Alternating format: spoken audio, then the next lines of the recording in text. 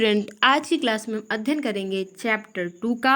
और क्योंकि चैप्टर 1 हमारा कंप्लीट हो गया था केमिस्ट्री का, चैप्टर 2 का हमें अध्ययन करना है क्योंकि नया सिलेबस कुछ इसमें चैप्टर में जो पॉइंट थे तो कुछ वो हटा दिए गए। जैसे इसमें हटा दिया गया है रदरफोर्ड का मॉडल, इलेक्ट्रॉन, प्रोटॉन, न्यूट्रॉन, ये सब सारे हटा दिए गए हैं। और इसमें काफ़ी चीज़ें जो हैं परमाणु की संरचना में, डाल्टन का परमाणु सिद्धांत, ये सब हटा दिया गया है। तो चलिए जो बचा हुआ शेष है परमाणु की संरचना में पार्ट जो, उसका हम अध्ययन करें। सबसे पहला टॉपिक है इसमें बोर का मॉडल, तो वही आज की क्लास में हम पढ़ेंगे, अध्ययन करेंगे। पार्ट 1 है ये चैप्टर 1 का, ठीक है। तो चलते हैं अपनी क्लास पर, अध्ययन करते हैं चैप्टर 2 के पार्ट 1 का, परमाणु की संरचना। तो देखिए हमारा जो पहला टॉपिक है इसमें वो है बोर का परमाणु मॉडल। हम पढ़ेंगे इस क्लास में बोर का परमाणु मॉडल, क्योंकि रदरफोर्ड का जो परमाणु मॉडल था, थॉमसन का परमाणु मॉडल, वो सब हट गया है कोर्स से, कोविड-19 की वजह से, ठीक है। तो इसमें सबसे पहला हमारा जो चैप्टर 2 में जो टॉपिक है वो है बोर का परमाणु मॉडल। तो हम उसके बारे में ही अध्ययन करें। देखिए अगर परमाणु भौतिकी में बात करें तो रदरफोर्ड, इसे बोर मॉडल भी बोला जाता है, और इसकी स्थापना की थी वैज्ञानिक हमारे थे नील्स बोर। किसने की थी? वैज्ञानिक हमारे कौन से थे? तो वैज्ञानिक हमारे थे नील्स बोर, ठीक है। नील्स बोर ने इसकी स्थापना की थी, और किस सन में की थी? 1913 ईस्वी में, ठीक है। किस सन में की थी इन्होंने? तो इन्होंने स्थापना की थी इसकी 1913 ईस्वी में, तथा रदरफोर्ड द्वारा सम्मिलित रूप से इसे प्रस्तुत किया गया था। इसे किसने प्रस्तुत किया था? बोर ने प्रस्तुत किया था, और रदरफोर्ड, इन दोनों ने मिलकर के इसे प्रस्तुत किया था। इसलिए इसे हम लोग बोलते हैं रदरफोर्ड या बोर परमाणु मॉडल, ठीक है। अब देखिए ये जो मॉडल था इसको बनाने में काफ़ी टाइम लगा था, और इसके अनुसार जो बातें हैं उसका भी अध्ययन करेंगे। तो देखिए इसके अनुसार क्या था? इसके अनुसार परमाणु के केंद्रीय भाग में छोटा धनात्मक आवेश वाला एक नाभिक होता है, इस तरह से, ठीक है। ये इसके अनुसार जो परमाणु के केंद्रीय भाग में एक छोटा सा धनात्मक आवेश वाला नाभिक होता है, तथा उसके चारों ओर कक्षा में जो होते हैं वो इलेक्ट्रॉन छोटे छोटे से ये क्या करते हैं? चक्कर लगाते रहते हैं। कहाँ पे? इसके अंदर लगाते हैं, ठीक है। उसके चारों ओर ये जो नाभिक होता है धनात्मक आवेश वाला होता है, और उसके चारों ओर ये इलेक्ट्रॉन क्या होते हैं? चक्कर लगाते रहते हैं, घूमते रहते हैं कक्षा में, ठीक है। तो इसी तरह से हमें क्या करना है? एक बनाना होगा, ये चित्र एक बनाना होगा नाभिक, और उसमें से लिख देना है, उसमें सब में ये पॉजिटिव जो चार्ज है उसमें फैला रहता है नाभिक में, ठीक है। इसमें धनात्मक आवेश होता है, और इलेक्ट्रॉनों में कैसा आवेश होता है? तो इलेक्ट्रॉनों में ऋणात्मक आवेश होता है। तो ये इलेक्ट्रॉन जो होते हैं वो इस नाभिक के चारों ओर घूमते रहते हैं कक्षा में, ठीक है, इस तरह से। अगर हम परमाणु के लिए बोर के मॉडल की बात करें, परमाणु के लिए बोर का परमाणु मॉडल की बात करें, तो देखिए उसके लिए हम क्या मतलब ऑप्शन होते हैं। तो इसके मेन पॉइंट्स हैं ये, ठीक है। तो देखिए अगर हम इनको देखें तो पहला जो पॉइंट होगा, जो इलेक्ट्रॉन होते हैं, अभी हमने पढ़ा पीछे कि जो ये नाभिक होता है इसमें पॉजिटिव चार्ज होता है, ठीक है, और इसके चारों ओर जो इलेक्ट्रॉन होता है जिनका आवेश होता है ऋण, ठीक है, वो क्या होते हैं? घूमते रहते हैं, ठीक है। तो इलेक्ट्रॉन नाभिक के चारों ओर, ये इसका पहला ही पॉइंट हम लिखेंगे कि जो इलेक्ट्रॉन होते हैं वो नाभिक के चारों ओर वृत्ताकार पथ पर घूमते रहते हैं, जिससे हम लोग कक्षा बोलते हैं, कक्षक बोलते हैं। क्या बोलते हैं? कक्ष या कक्षक बोलेंगे, और इंग्लिश में इसे ऑर्बिटल बोलते हैं, ऑर्बिट बोलते हैं, ठीक है। कक्ष अगर बोलेंगे तो ऑर्बिट, ठीक है, और अगर कक्षक बोलेंगे तो ऑर्बिटल। तो ये कक्ष होते हैं। अब देखिए अगर बात करें हम तो इसमें 4 कक्षकें होती हैं, उसका भी फिगर हम बना देते हैं, इस तरह से देख लीजिए। इसमें 4 कक्षकें होती हैं, नाभिक तो अकेला होता है, फिर इसमें इस 4 तरह से ये कक्षकें हम बना देते हैं इनको, ठीक है। ये 4 कक्षकें होती है, और ये नाभिक का बीच का भाग होता है, ठीक है। अतः इन्हें हम लोग ऊर्जा स्तर भी बोलते हैं। ये जो कक्षकें होती हैं उनको हम लोग क्या बोलते हैं? ऊर्जा स्तर भी कहते हैं, ठीक है।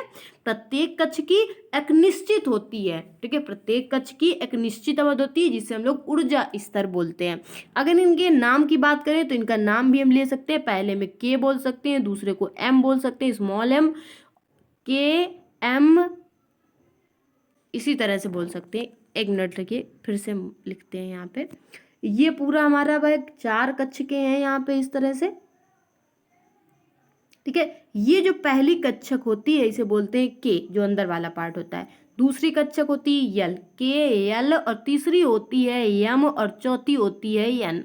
इस तरह से ये कोष होते हैं, इनको हम लोग कोष बोलते हैं। क्या बोलते हैं? या इन्हें ही ऊर्जा स्तर बोलते हैं, और इन्हें ही हम लोग बोलते हैं कोष, ठीक है। ये कोष होते हैं के यल यम यन, ठीक है।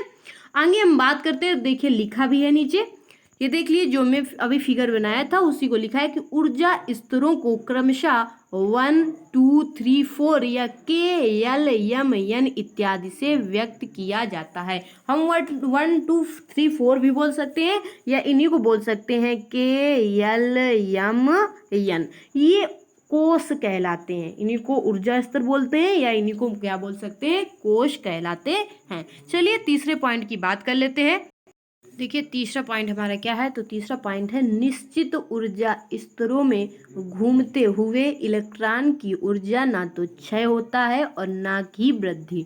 मतलब अगर ये 4 हमारे कक्षक होते हैं इस तरह से, तो इसमें जब इलेक्ट्रॉन घूमते हैं, जबकि ये कक्षकें होती हैं के एल एम एन, तो इसमें जब निश्चित ऊर्जा स्तरों में घूमते हुए इलेक्ट्रॉन होते हैं तो ऊर्जा का ना तो इसमें क्षय होता है, हानि होती है ऊर्जा की, और ना ही ऊर्जा में क्या होती है? वृद्धि होती है। मतलब ना ही तो ऊर्जा में जब ये घूमते हैं ऊर्जा स्तरों में इलेक्ट्रॉन, तो ना तो उनकी ऊर्जा में कमी होती है, और ना ही उनकी ऊर्जा क्या होती है? बढ़ती है, और ना ही घटती है, ठीक है। क्षय मीन्स घटना और वृद्धि मीन बढ़ना, ठीक है। अगले पॉइंट की बात करें हम, देखिए अगला हमारा 4th पॉइंट है कि इलेक्ट्रॉन के कोणीय संवेग के कुछ निश्चित मान होते हैं। इलेक्ट्रॉन के कोणीय संवेग के कुछ निश्चित मान होते हैं, और कोणीय संवेग के केवल संभावित मानों को निम्न व्यंजक द्वारा व्यक्त किया जाता है, ठीक है।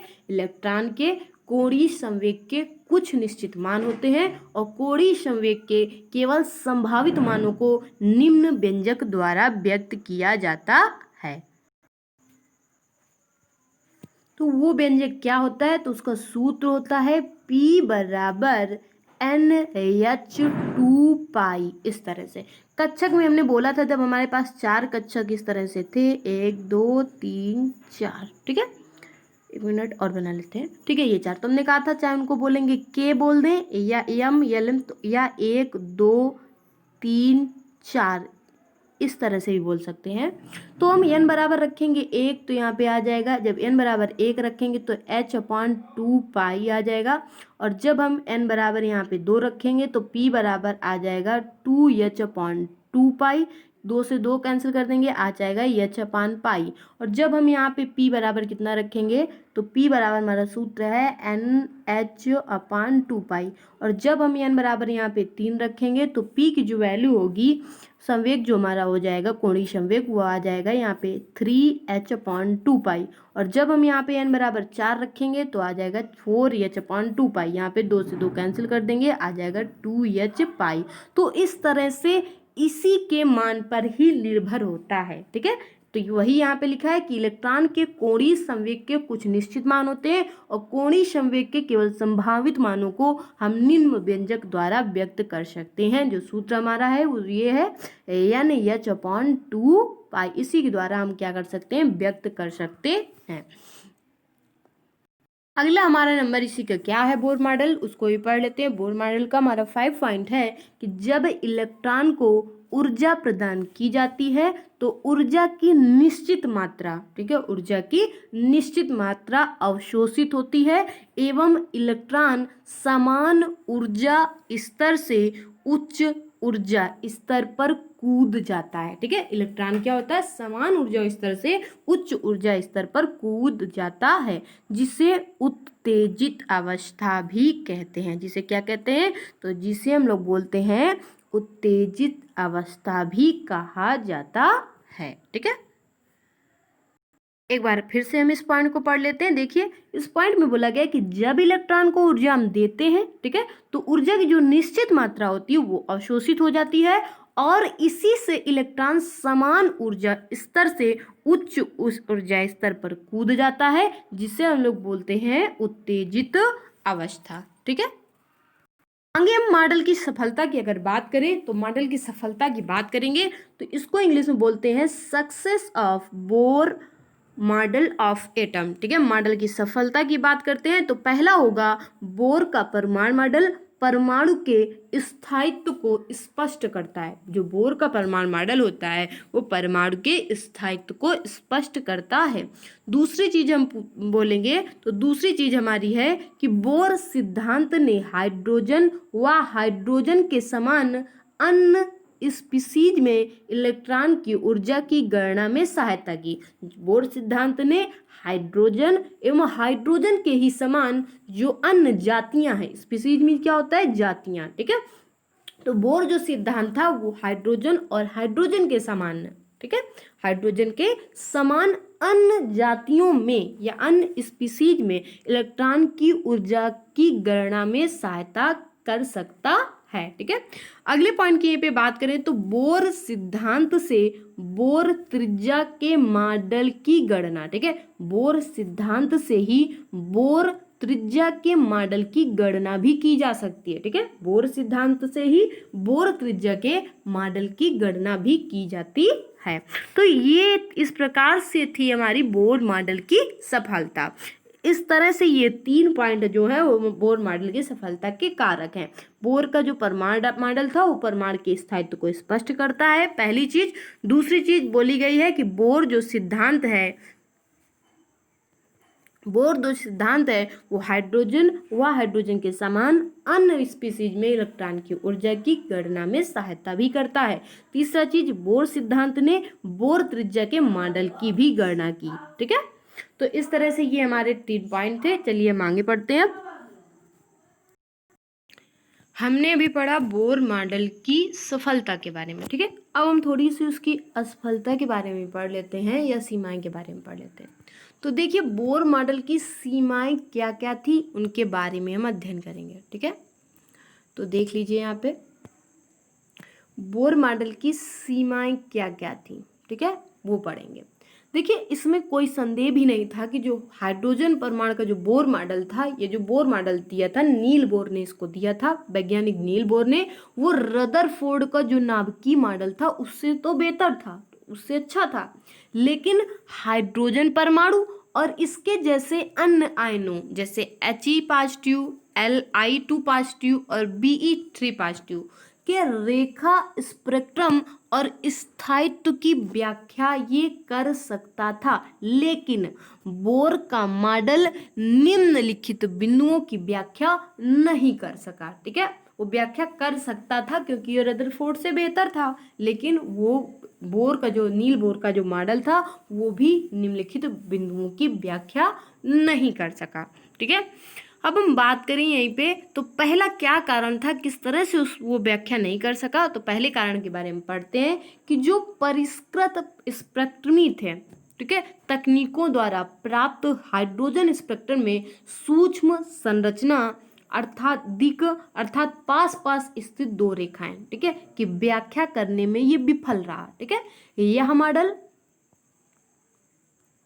मॉडल हाइड्रोजन के अलावा अन्य परमाणुओं के स्पेक्ट्रम की व्याख्या करने में भी असमर्थ रहा। ठीक है, अगर उदाहरण के लिए बात करें तो हीलियम परमाणु जिसमें केवल 2 ही इलेक्ट्रॉन होते हैं, वो बोर का सिद्धांत चुंबकीय क्षेत्र में स्पेक्ट्रमी रेखाओं के विपाटन या विद्युत क्षेत्र की उपस्थिति में स्पेक्ट्रमी रेखाओं के विपाटन को स्पष्ट करने में भी विफल रहा है। ठीक है, दूसरे अगर मेन कारण की बात करें तो अंत में अगर देखा जाए तो यह परमाणुओं के रासायनिक आबंधों द्वारा अणु बनाने की योग्यता की भी व्याख्या नहीं कर सका। ठीक है, तो ये 2 कारण थे जिसके कारण जो बोर का मॉडल था उसे एक सफल मॉडल नहीं माना गया। ठीक है, ये 2 कारण थे जिनके कारण जो बोर का मॉडल था वो भी एक असफल मॉडल था। ठीक है, तो आगे बोर के मॉडल